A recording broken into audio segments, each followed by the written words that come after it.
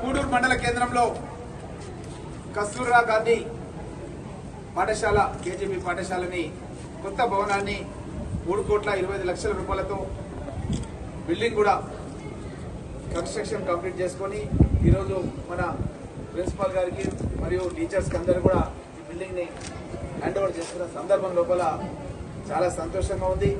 ఈరోజు మన కూడూరు మండలానికి టీఎస్సీఎస్ చైర్మన్గా రఘునాథ్ రెడ్డి గారు, అదేవిధంగా సురేందర్ ముద్రాజ్ గారు వైస్ చైర్మన్గా, డైరెక్టర్స్గా అందరూ కూడా ఈరోజు ఈ కార్యక్రమంలో పాల్గొంటున్నటువంటి సర్పంచులు, సీనియర్ నాయకులు, అదేవిధంగా ఈ మధ్య కాలంలోనే మైనార్టీ జిల్లా అధ్యక్షుడిగా బాధ్యతలు స్వీకరించిన అమీర్ గారు అంటే మీకు అందరూ సుపరిచితులు, మన షకీల్ భాయ్ గారి కుమారుడు.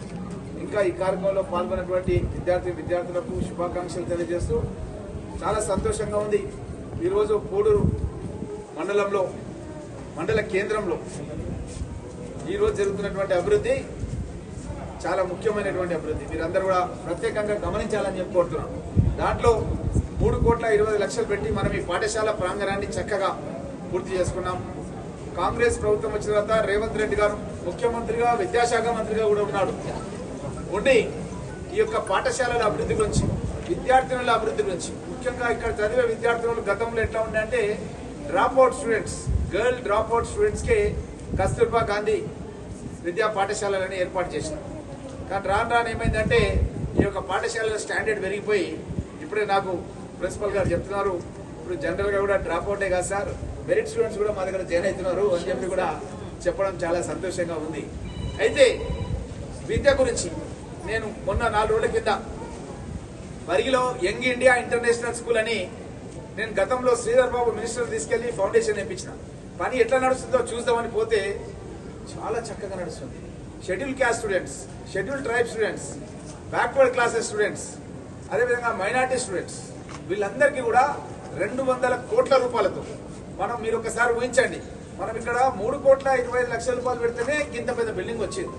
ఆ డ్రాయింగ్స్ అన్ని కూడా చూసి ఆ కాంట్రాక్టర్ని అడిగిన ఎన్ని లక్షల స్క్వేర్ ఫీట్లు కడతారు మీరు ఇక్కడ అంటే 5 లక్షల స్క్వేర్ ఫీట్ల బిల్డింగ్ కడుతున్నాం అని చెప్పాడు. 5 లక్షలు. అక్కడ వాళ్ళ ఆఫీసే ఎంత పెద్దగా ఉందంటే చాలా పెద్ద ఆఫీస్ కట్టుకున్నారు వాళ్ళు పనిచేయడానికి.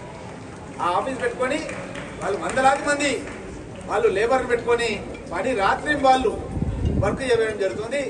అక్కడ sports complex, football court, cricket court, అన్ని స్టేడియంస్ కూడా ఏర్పాటు చేసి మంచి ల్యాబ్స్ కూడా పెట్టి మంచి టీచర్స్ పెట్టి young India international residential school hostels సహా పరిగి విద్యారణ్యపురి లోపల ఏర్పాటు చేయడం జరిగింది.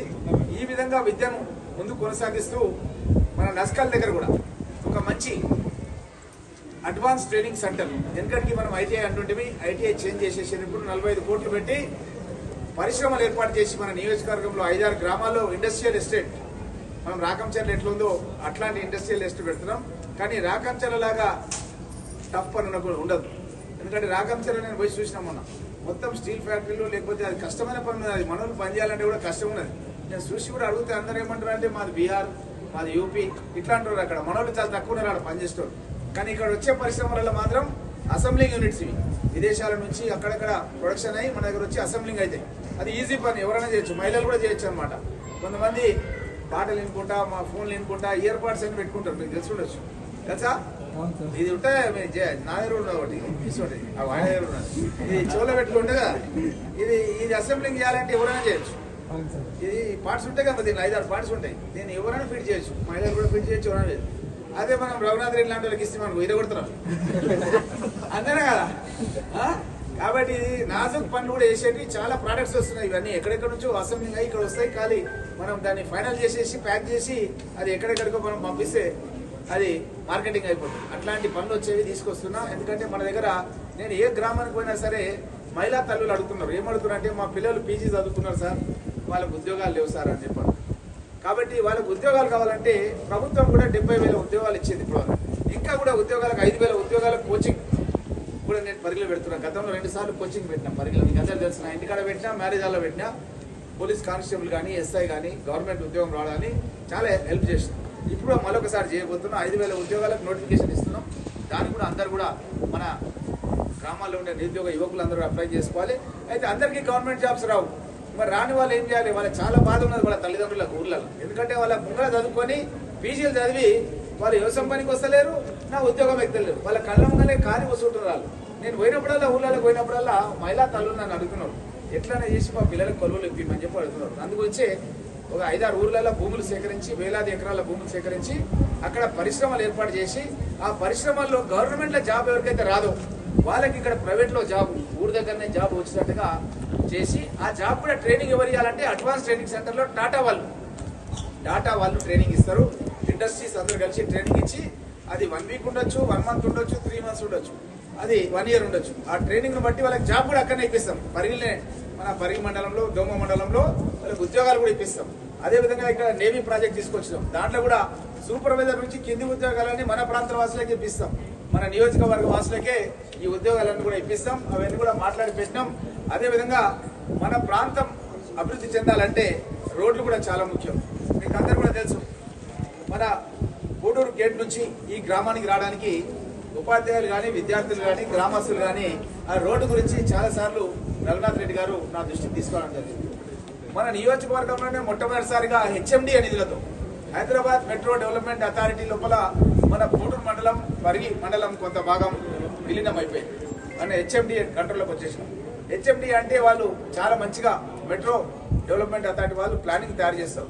ప్లానింగ్ తయారు చేయాలంటే ఫస్ట్ రోడ్లు డెవలప్ చేయాలి. వాళ్ళు రోడ్లు చేసినాక ఏం చేస్తారంటే లేఅవుట్ పర్మిషన్ కావాలంటే హెచ్ఎండిఏ పర్మిషన్ కావాలంటారు. ఇక హెచ్ఎండిఏ ప్లాట్ ఉందంటే అమెరికాలో కూర్చొని కూడా కొంటారు. ఎందుకంటే హెచ్ఎండిఏ స్టాండర్డ్స్ ఉంటాయి. అట్లా రోడ్ వేయాలి ఖచ్చితంగా.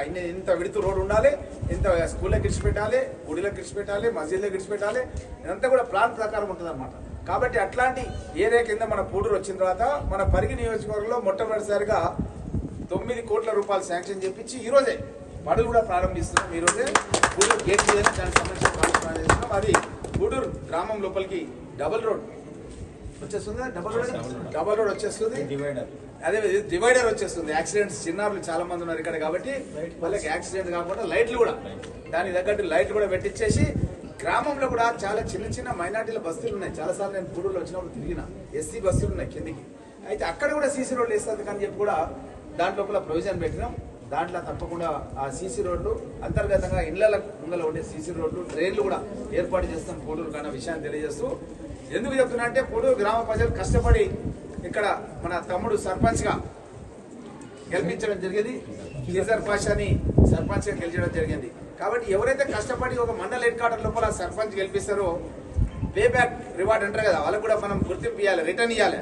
ఏ గ్రామాలు అయితే పెద్ద గ్రామాల లోపల వాళ్ళు గెలిపించారో వాళ్ళకు కూడా మనము రివార్డు ఇవ్వాలన్న ఉద్దేశంతో మీకు ఈ రివార్డు అంటే ఆ నిధులతో పాటు పదవులు కూడా ఇవ్వడం జరుగుతుంది. ఆ గుర్తింపు కూడా ఇవ్వడం పోతుంది.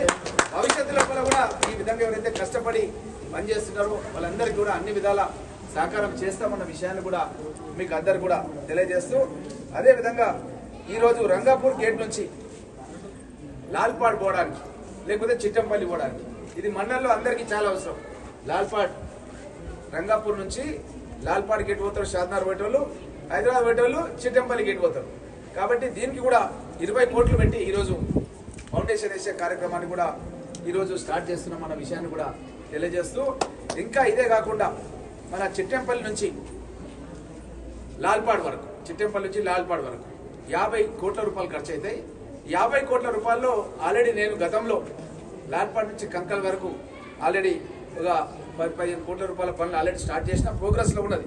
ఇప్పుడు ఇంకొక ఆర్డర్ తీసుకున్నా, మొత్తం ఇది 50 కోట్లు అవుతుంది ఖర్చు. ఇది కలిసి 50 కోట్ల రూపాయలతోన అంగడి చిట్టంపల్లి గేట్ కాడ నుంచి మీకు అందరూ తెలుసు, అంగడి చిట్టంపల్లి గేట్ ఆడికెళ్ళి లాల్పాడ్ వరకు డబల్ రోడ్ వేసి 50 కోట్ల రూపాయలతో అధునాతనమైనటువంటి రోడ్డు శాంక్షన్ చేయించినాం.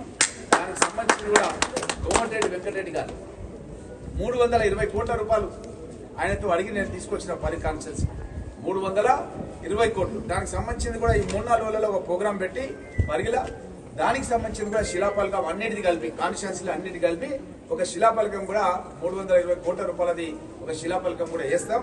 మీకు అందరికీ తెలుసు, అప్ప జంక్షన్ నుంచి మన్నెగూడ వరకు 4 లైన్ల రోడ్ అది చాలా వివాదాలలో ఉండే. గ్రీన్ ట్రిబ్యునల్లో కేసు ఉండి 300 మంది చచ్చిపోయారు. ఒక మంచి డాక్టర్ మన రత్నారెడ్డి వాళ్ళ కొడుకులు నడిపిస్తారు. ఇక్కడ ఏం హాస్పిటల్ అది? ఈషా హాస్పిటల్. ఈషా హాస్పిటల్లో మంచి డాక్టర్ వాళ్ళ కొడుకు దోస్తు హైదరాబాద్కి వెళ్ళి వాళ్ళ ఫ్రెండ్కు హెల్ప్ చేయాలని ఆయన వచ్చి ఇక్కడ పనిచేస్తున్నాడు ఈషా హాస్పిటల్. ఆయన కూడా పాపం యాక్సిడెంట్ అయ్యి యువ డాక్టర్ చచ్చిపోయాడు. పీజీ చేసినాడు. చాలా బాధ. చిన్న వయసు పెళ్ళైంది, పిల్లలున్నారు. 300 మంది చనిపోయారు. నేను ముఖ్యమంత్రి గారితో మాట్లాడి గ్రీన్ ట్రిబ్యునల్ ఉన్న కేసును విత్డ్రా చేపించి ఆ రోడ్డు పనులు నేనే ప్రారంభించిన. మొయినాబాద్ తాజ్ హోటల్ దగ్గర టెంకాయ కొట్టి ప్రారంభించిన. పత్రికా మిత్రులు మీకు అందరికీ తెలుసు ఎంత స్పీడ్గా వర్క్ జరుగుతుంది అనేది మీరు గమనిస్తున్నాం. ఈ విధంగా మన ప్రాంతంలో పరిగి నుంచి షాద్నగర్ పోవాలంటే 4 లైన్ల రోడ్, పరిగి నుంచి వికారాబాద్ పోవాలంటే 4 లైన్ల రోడ్, అదేవిధంగా గర్సింగాపూర్ నుంచి రంగారెడ్డిపల్లి పోవాలంటే డబల్ రోడ్, అదేవిధంగా మన నియోజకవర్గానికి ఒక రేడియల్ రోడ్, ఎయిర్పోర్ట్ 17 ఎగ్జిట్ నుంచి మన పరిగి సైద్పల్లి దగ్గరికి, అదే సైద్పల్లి నుంచి మళ్ళా మైలారం గేట్, మైలారం గేట్ నుంచి అనంతరెడ్డిపల్లి బిర్సంపల్లి గేట్, 3 రోడ్లు మన ఆర్ఎన్పీకి సంబంధించిన 3 రోడ్లు పరిగి కాన్స్టిట్యూన్సీ లో ఇంపార్టెంట్ రోడ్స్ కనెక్ట్ అవుతూ ఈ యొక్క రేడియల్ రోడ్ పోతుంది.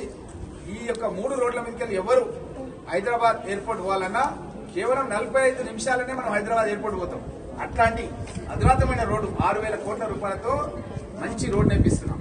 ఆ రోడ్డు కూడా మనం హైదరాబాద్ నుంచి వస్తుంటే ఫస్ట్ మనకు కనబడేది ఏంటంటే హిమాయత్ సాగర్ వాటర్. హిమాయత్ సాగర్ అంటే ఎవరిది? మనది. మన పరిగి నీళ్లు హిమాయత్ సాగర్ పోతున్నాయి. మన పరిగి నీళ్లు హిమాయత్ సాగర్ పోతున్నాయి. ఆ హిమాయత్ సాగర్ నీళ్లు చూసుకుంటూ వస్తాం మనం.